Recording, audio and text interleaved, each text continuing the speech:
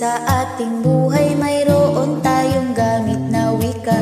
Ito ay isang instrumento ng komunikasyon na gagamit natin sa ating ugnayan.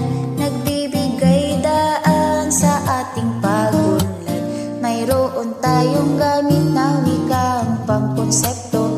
Ito ay ang una at ang ikalawa na wika. Ang unang wika